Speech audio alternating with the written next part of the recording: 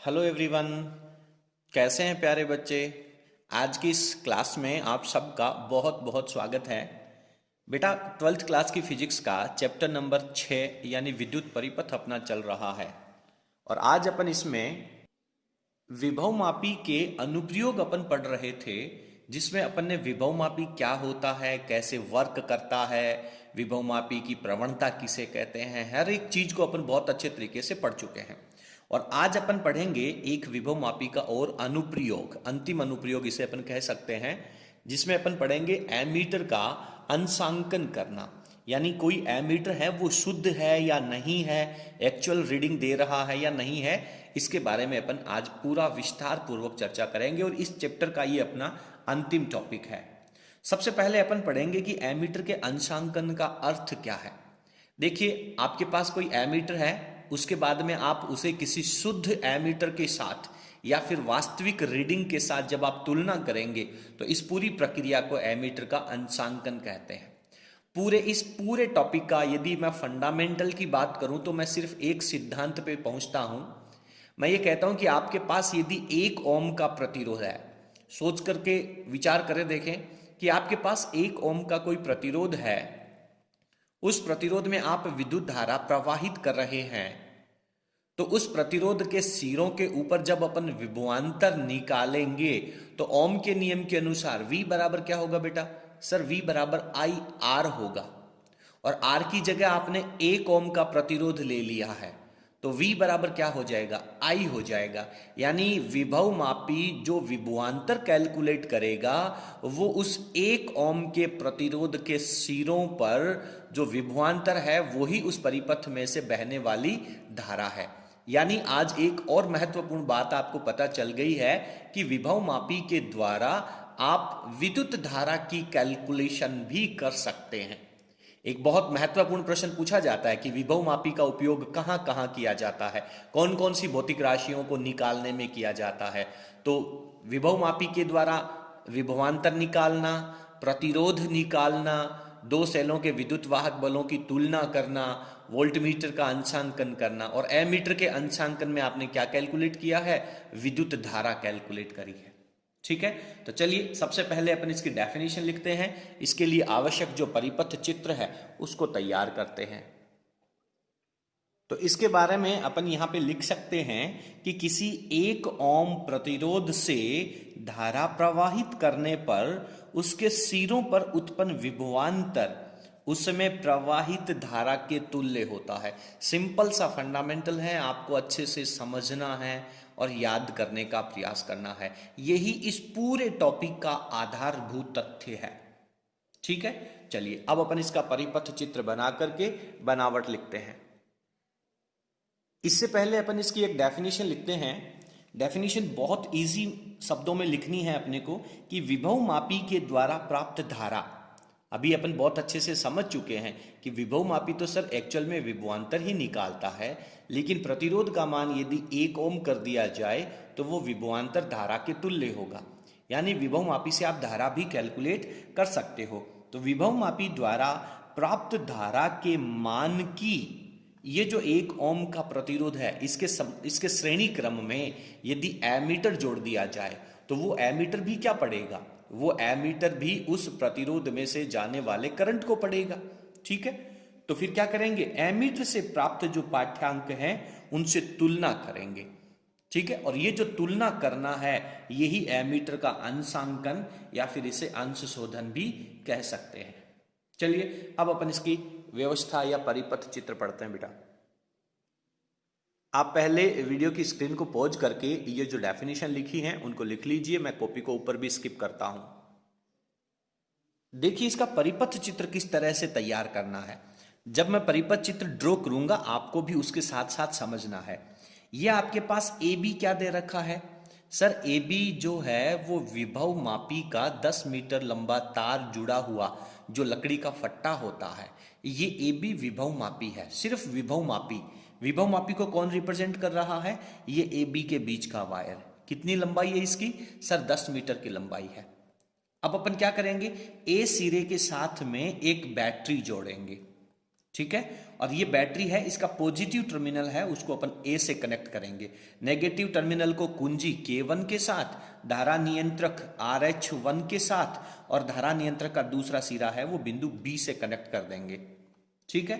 अब अपन जैसे ही इस सर्किट को या तो ओपन कर सकते हैं, ऑन या ऑफ कर सकते हैं। ऑन ऑफ करने का प्रोसीजर क्या होगा, ये जो कुंजी है इसके अंदर प्लग इन या प्लग आउट करना होगा। अभी अपन इसकी डायरेक्शन ना तो इसको ऑन ऑफ दिखाएंगे ना ही करंट की डायरेक्शन दिखाएंगे। क्लियर है। अब अपने को क्या करना है, अपने को इस विभव मापी की प्रवणता निकालने के लिए एक मानक शेल अपने पास होना चाहिए। तो यहां पे अपन एक मानक शेल लगा देते हैं। इस मानक शेल का जो विद्युत वाहक बल है वो अपने को पता होगा, और इसको अपन किससे लिखेंगे बेटा, ES के साथ लिखेंगे। यहाँ पे प्लस लगाएंगे, ये माइनस लगाएंगे। इसका पॉजिटिव टर्मिनल है वो A से कनेक्ट होना चाहिए, और इसका जो दूसरा सिरा है उसको अपन पॉइंट X के साथ जोड़ देते हैं। अब आप कहेंगे कि सर X क्या है, X मेरे पास एक द्विमार्गी कुंजी है जिसका X सिरा है वो इस मानक सेल के साथ जोड़ देंगे, Y सिरे को अपन यहां जोड़ेंगे, और Z सिरे के ऊपर भी देखते हैं कि किसको कनेक्ट किया जाता है। धीरे धीरे अपन पढ़ते जाते हैं। ठीक है। अब अपने को क्या करना है, अपने को 1 ओम का एक प्रतिरोध भी यहां पे लेना होगा, 1 ओम का। 1 ओम का प्रतिरोध क्यों, क्योंकि इस प्रतिरोध में से जब कोई धारा प्रवाहित होगी उस समय इसके सिरों पर जो विभवांतर आएगा उस विभवांतर को अपन इस विभव मापी से कैलकुलेट करेंगे, और कैलकुलेट करने के बाद तुलना करेंगे। अब इसमें से धारा प्रवाहित करने के लिए 1 ओम में से धारा प्रवाहित करने के लिए एक सर्किट जोड़ना पड़ेगा, और सर्किट जोड़ने के लिए अपन क्या करते हैं, इसके साथ में एक सेल जोड़ देते हैं जिसका प्लस सिरा है माइनस सिरा है, इसको अपन E1 कह देते हैं। यहां पर एक कुंजी लगा देते हैं जिसको अपन K2 कह देंगे। यहां पर एक धारा नियंत्रक लगा देते हैं जिसको अपन RH2 कहेंगे।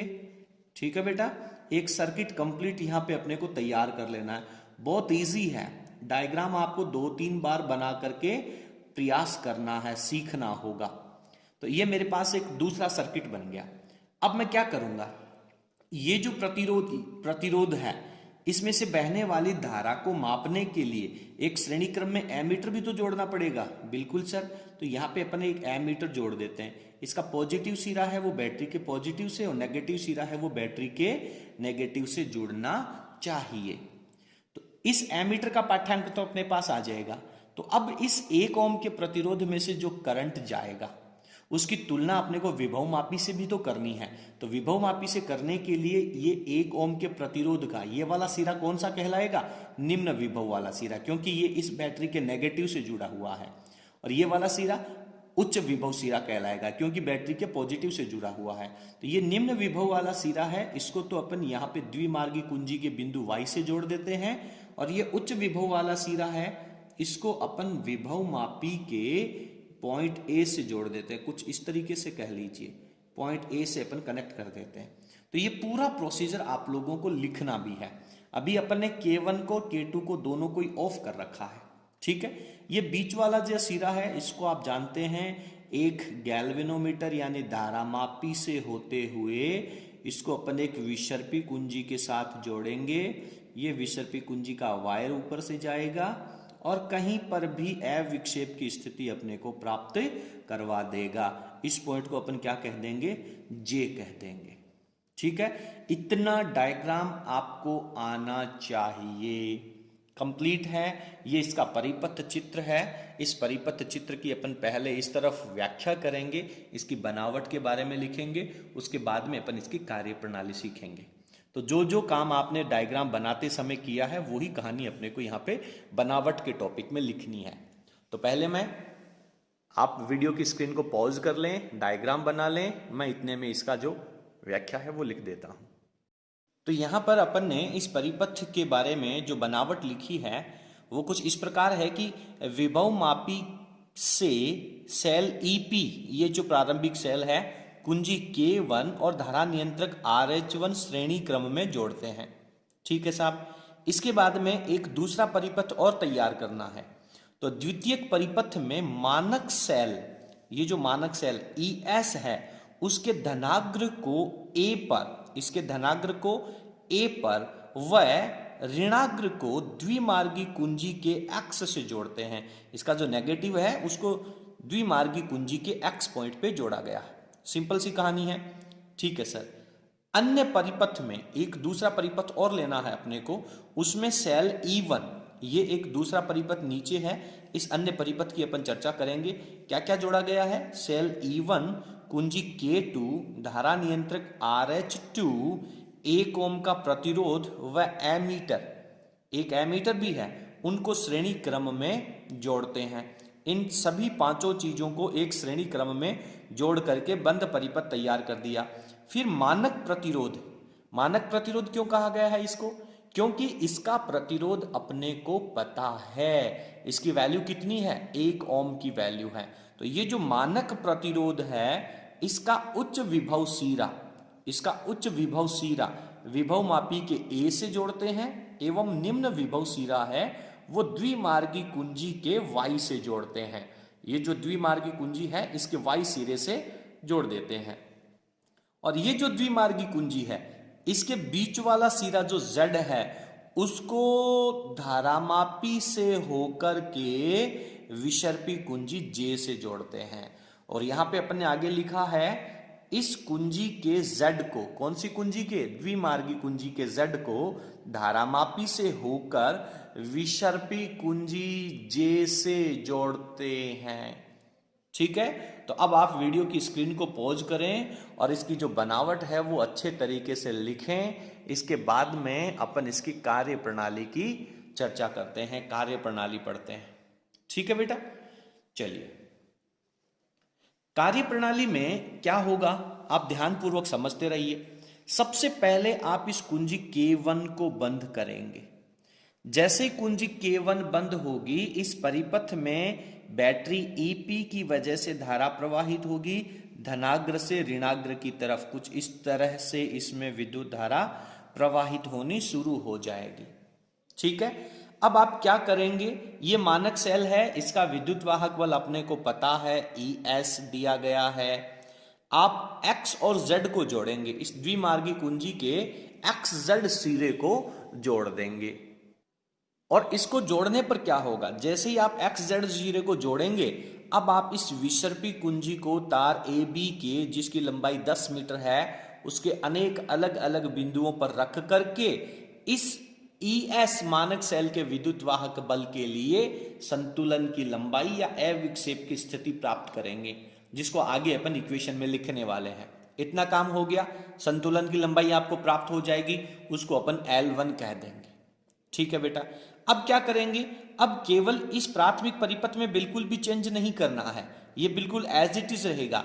अब आप XZ को ओपन करेंगे और YZ को कनेक्ट करेंगे। ठीक है।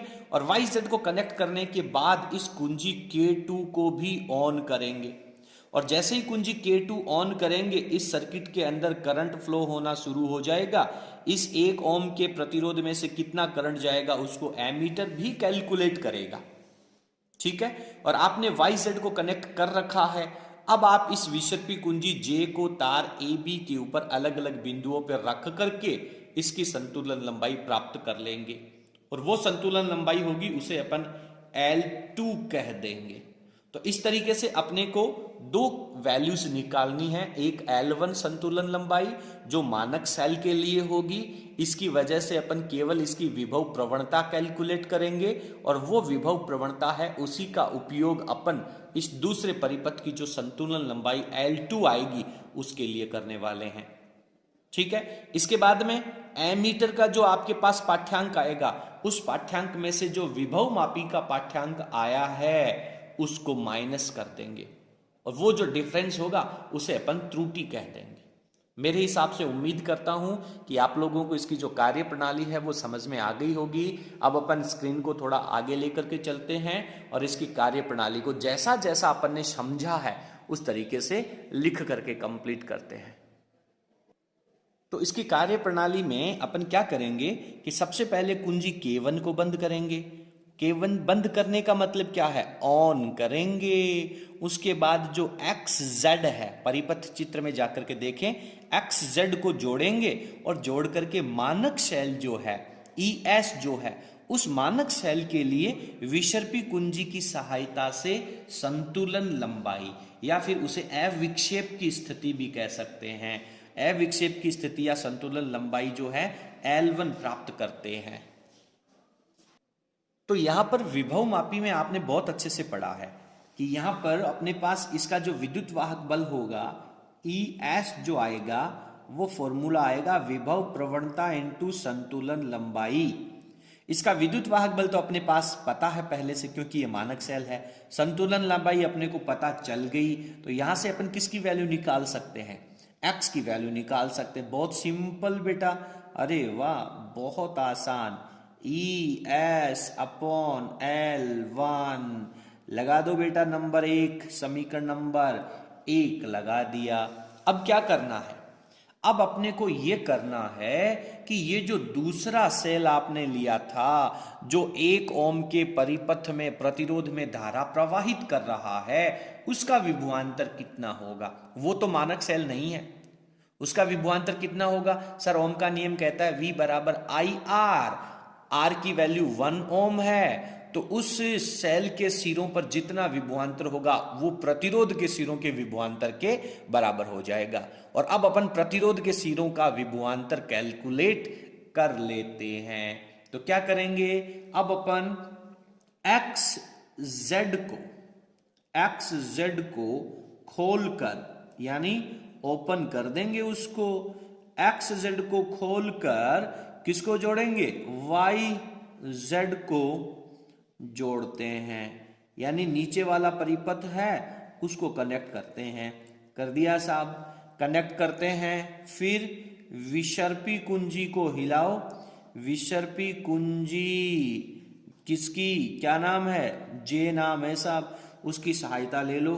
उसकी सहायता से, विसर्पी कुंजी की सहायता से अविक्षेप की स्थिति, अविक्षेप या फिर इसे कह सकते हैं संतुलन लंबाई, संतुलन लंबाई क्या लिखेंगे उसको, L2 कह देंगे, वो प्राप्त करते हैं। संतुलन लंबाई L2 प्राप्त करते हैं। चलिए बेटा संतुलन लंबाई L2 प्राप्त कर लीजिए। तो ये जो सेल है इसका विद्युत वाहक बल कितना मानना है, मान लीजिए E1 है, ठीक है, E1 ही तो लिखा अपन ने। इसके लिए क्या आएगा, फॉर्मूला विभव मापी के सिद्धांत में आपने पढ़ा है सर, x इंटू L2 आएगा। बहुत सही है, x इंटू L2 आएगा। x की वैल्यू उठाओ, कहां से उठाओ, समीकरण नंबर 1 से उठाओ। तो डायरेक्ट मैं यहां पे लिखूंगा, आवश्यकता नहीं है मेरे को इतनी बात कहने की। तो x की वैल्यू समीकरण 1 कहेगी कि सर ES अपॉन में L1 गुणा में L2, समीकरण नंबर 2 डाल दो इसको। अब ये जो आपके पास E1 की वैल्यू आ गई, इसको आपने समीकरण नंबर 2 कह दिया। यार ये जो E1 की वैल्यू है वो किसके बराबर होगी, ये E1 की वैल्यू 1 ओम के प्रतिरोध के सिरों का विभवांतर ही तो आया है ना। और इसका विभवांतर कैसे लिखेंगे अपन लिखेंगे, चूंकि जो E1 है ये बराबर होगा ओम का नियम IR। I कितना है, I को लिख देंगे अपन I डैश। I डैश क्यों लिखेंगे, क्योंकि ये विभव मापी के द्वारा नापी गई धारा है। इनटू में अपन क्या कह देंगे साहब, 1 ओम का प्रतिरोध है, तो डायरेक्ट वैल्यू क्या आ जाएगी, I डैश वैल्यू आ जाएगी। इसे समीकरण नंबर 3 लगा देंगे। क्या समझ में आ रहा है, मुझे लगता है कि यहां पर आप लोगों को थोड़ा कम समझ में आया है। समझना बहुत सरल सा है बेटा। ये E1 की वैल्यू किसके द्वारा नापी है आपने, विभव मापी के द्वारा नापी है। कोई झंझट नहीं है इसमें, सब बिल्कुल भी नहीं है। ये है आपके पास E1 की वैल्यू, ये आप ओम के नियम से निकाल रहे हो। तो ओम के नियम से क्या कहता है फॉर्मूला कहता है कि V बराबर IR, तो V की जगह तो अपन ने E1 लिख दिया, I की जगह I डैश लिख दिया। I डैश क्यों लिखा, क्योंकि I डैश जो है वो 1 ओम में से प्रवाहित धारा है, और ये बात कौन बता रहा है, विभव मापी बता रहा है। और एमीटर है वो तो सीधा सीधा कह रहा है कि भाई इस परिपथ में से करंट कितना जा रहा है। एमीटर के द्वारा जो वैल्यू बताई जाएगी उसको अपन आई से रिप्रेजेंट कर देंगे। ठीक है, तो समीकरण नंबर अपने पास 3 आ जाता है। बहुत सरल है, किसी प्रकार की दिक्कत नहीं होनी चाहिए। जब आपको पता चल गया कि यार E1 का मान I डैश के बराबर है, समीकरण 2 कह रही है E1 की वैल्यू दे रखी है, तो जब इन दोनों का लेफ्ट हैंड साइड इक्वल है तो क्या राइट हैंड साइड भी इक्वल होगा? सर डेफिनेटली इक्वल होगा। तो समीकरण नंबर 2 और 3 की तुलना करके अपन आगे समीकरण नंबर 4 लिखने वाले हैं। तो अब आप वीडियो की स्क्रीन को पॉज करें और अपने जो नोट्स हैं उनको अच्छे तरीके से लिख लें। अपन आगे चलते हैं। ओके, तो यहां पर मैंने लिखा है समीकरण 3 और 4 की तुलना करने पर क्या लिख सकते हैं? इसको लिख सकते हैं सर आई डैश, इसके आगे वैल्यू क्या कह रही है sir? E S upon L1 into L2। E S की वैल्यू आपके पास है? बिल्कुल है सर। L1 पहले वाली संतुलन लंबाई, L2 बाद वाली संतुलन लंबाई, इन दोनों की वैल्यूज भी आपके पास है? बिल्कुल है सर। तो कुल मिलाकर के यहां से अपन आई डैश की वैल्यू निकाल सकते हैं। और यहां पे अपन लिखेंगे कि एमीटर जो था आपका, उस एमीटर ने जो पाठ्यांक बताया था, एमीटर द्वारा दिया गया पाठ्यांक, एमीटर जो वैल्यू बताएगा उसको आप क्या लिखोगे? एमीटर के द्वारा दिया गया पाठ्यांक है उसको क्या लिखोगे बेटा? आई लिखोगे। ठीक है, अब आई और आई डैश, आई है एमीटर के द्वारा, आई डैश है विभव मापी के द्वारा। इन दोनों में अंतर हो सकता है, पॉजिटिव अंतर भी और नेगेटिव भी अंतर हो सकता है। तो अपन लिखेंगे एमीटर के पाठ्यांक की त्रुटि, एमीटर के पाठ्यांक की त्रुटि कैसे निकालोगे? एमीटर के पाठ्यांक की त्रुटि कैसे निकालोगे? उसको डेल्टा आई से लिखोगे। आई को क्या लिखोगे? आई माइनस आई डैश लिखोगे। आई है एमीटर के द्वारा पाठ्यांक, आई डैश है विभव मापी का पाठ्यांक। दोनों लिखोगे, आपको पता चलेगा कि सर डेल्टा आई का मान प्लस या माइनस कुछ भी आ सकता है। अब क्या करेंगे? एक बार रीडिंग ले ली ये तो। अब प्राथमिक परिपथ में जो सेल है, कुंजी K1 है, धारा नियंत्रक RH1 है, उसको चेंज नहीं करना है। तो सर अब अपन दूसरी रीडिंग कैसे लें? एक पाठ्यांक और भी तो लेना है। ऐसे 6 पाठ्यांक लेने हैं। बोर्ड परीक्षा में जो प्रैक्टिकल आता है, ये आपके प्रैक्टिकल का सिलेबस है, प्रैक्टिकल का टॉपिक है, सेम टू सेम ऑब्जेक्ट आपको प्रैक्टिकल में मिलेगा। लेकिन हालांकि बहुत सारी लेबोरेटरीज में इसकी जो कार्य प्रणाली है वो नहीं करवाई जाती है, फिर भी अपने को पता होना चाहिए। कम से कम 6 रीडिंग अपन लेते हैं। अब आपके दिमाग में प्रश्न आएगा कि सर अगली रीडिंग चेंज कैसे करेंगे? अरे RH2 था क्या आपके पास? दूसरे परिपथ में धारा नियंत्रक लगा हुआ था क्या? हाँ सर धारा नियंत्रक तो था। तो दूसरे परिपथ में जो धारा नियंत्रक है उसकी अलग अलग वैल्यूज ले लें, उसको अलग अलग खिसका करके अलग अलग रीडिंग उसके मान बदल लें और आपके पास अलग अलग डाटा आ जाएंगे। इस तरह से आपको 6 प्रेक्षण लेने हैं। ठीक है, वो ऑटो अंडरस्टूड कहानी है। अब अपन अगला टॉपिक लिखेंगे, इसमें इसका अंशांकन वक्र। अंशांकन वक्र क्या होगा? आप स्क्रीन को पॉज करके नोट्स लिख लें। अगला एक बहुत छोटा सा टॉपिक बनता है, कई बार 1 नंबर का प्रश्न भी पूछा जाता है, एमीटर अंश शोधन वक्र किसे कहते हैं? तो आपको सीधा लिखना है कि एमीटर जो आपने लिया है उस एमीटर के जो वास्तविक पाठ्यांक हैं, वास्तविक पाठ्यांक, एमीटर के वास्तविक पाठ्यांक, समझ में आ गया? किसमें लिखा था आपने एमीटर के वास्तविक पाठ्यांक को? आई से लिखा था, आई। और क्या कर लें? त्रुटि, त्रुटि को किससे लिखा आपने? डेल्टा आई से। तो इन दोनों के मध्य, इनके मध्य खींचा गया वक्र, खींचा गया वक्र क्या कहलाता है? एमीटर अंश शोधन वक्र कहलाता है। खींचा गया वक्र एमीटर अंश शोधन वक्र कहलाता है। बहुत सिंपल है बेटा। किसके किसके बीच में खींचा जाएगा, जल्दी बताइए। ये ग्राफ किसके बीच में खींचा जाएगा? सर एक तो एमीटर का पाठ्यांक लेना है और एक त्रुटि लेनी है। एमीटर का पाठ्यांक किस तरफ लेंगे? ये ले लीजिए वाई एक्स, इसमें से एक्स एक्स के ऊपर ले लीजिए आप एमीटर का पाठ्यांक। यहाँ लिख दीजिए x, यहाँ लिख दीजिए i, ये लिख दीजिए 0। ऊपर की तरफ डेल्टा i की वैल्यू पॉजिटिव में और नीचे की तरफ डेल्टा i की वैल्यू नेगेटिव ले लेंगे। डेल्टा i क्या होगा? डेल्टा i होगा sir i minus i dash. किसी प्रकार का दिक्कत नहीं होना चाहिए। चलिए पाठ्यांक को शुरू कीजिए। जब आपने प्रारंभ में एमीटर का कुछ पाठ्यांक होता है, हो सकता है त्रुटि 0 आ जाए। अब ये रैंडम ग्राफ है, आपको रटना नहीं है।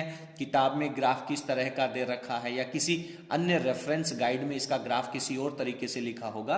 आपको ये समझना है कि इसकी वैल्यू जो है वो अलग अलग आ सकती हैं, कुछ भी वैल्यूज आ सकती हैं। क्लियर है बेटा? आपको अच्छे तरीके से इस बात को समझ करके चलना है, ठीक है। इस तरीके से इनका जो ग्राफ है वो कुछ भी प्राप्त हो सकता है। पॉजिटिव एरर आएगा तो ग्राफ ऊपर चला जाएगा, नेगेटिव एरर आएगा तो ग्राफ नीचे रह जाएगा। बस इतनी सी कहानी है, इसके अलावा कुछ भी विशेष नहीं है इसमें।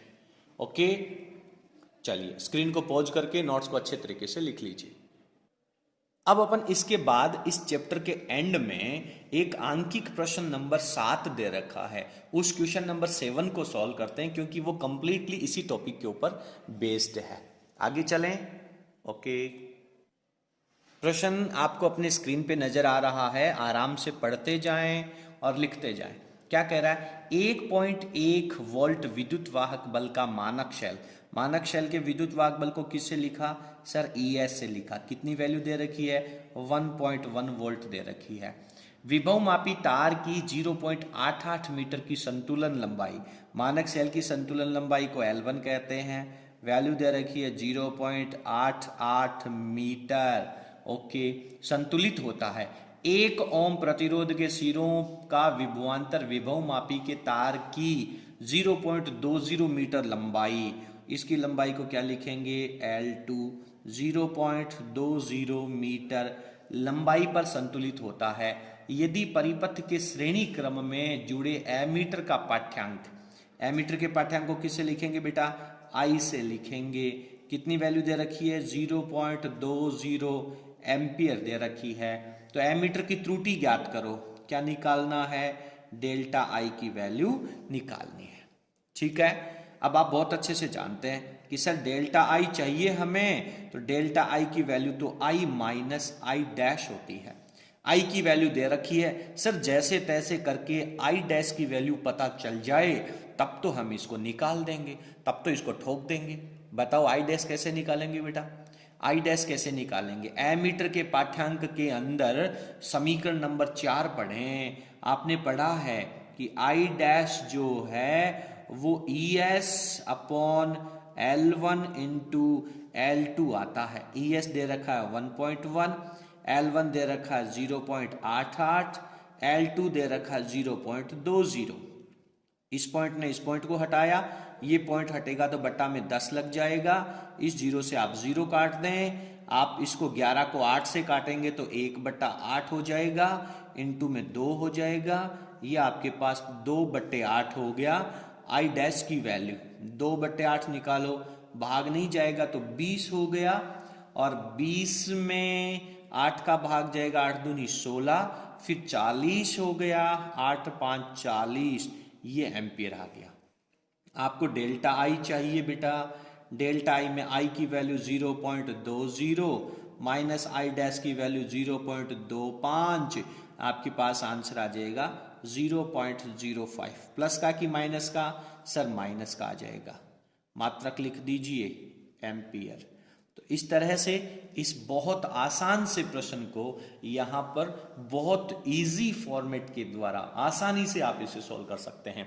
मैं पूरी उम्मीद करता हूं कि आपको पूरा वीडियो, पूरा टॉपिक अच्छे से समझ में आ गया होगा। यदि कहीं पर दिक्कत है तो आप वीडियो को पुनः प्ले कर सकते हैं, साथ साथ आप नोट्स लिखते जाएं। यदि आपको हमारा वीडियो पसंद आया हो तो प्लीज़ आप इसे लाइक ज़रूर करें और इसे अपने सभी फ्रेंड्स के साथ शेयर करें। यदि आप हमारे चैनल पे नए हैं तो प्लीज़ वीडियो को सब्सक्राइब कर, चैनल को सब्सक्राइब कर बेल आइकन को जरूर प्रेस करें ताकि आगे आने वाले वीडियो का नोटिफिकेशन आपको मिलता रहे। और यदि किसी भी तरह का आप कोई सुझाव हमारे लिए समझते हैं तो आपके सुझाव हैं वो सादर आमंत्रित हैं। बहुत बहुत धन्यवाद। Thank you.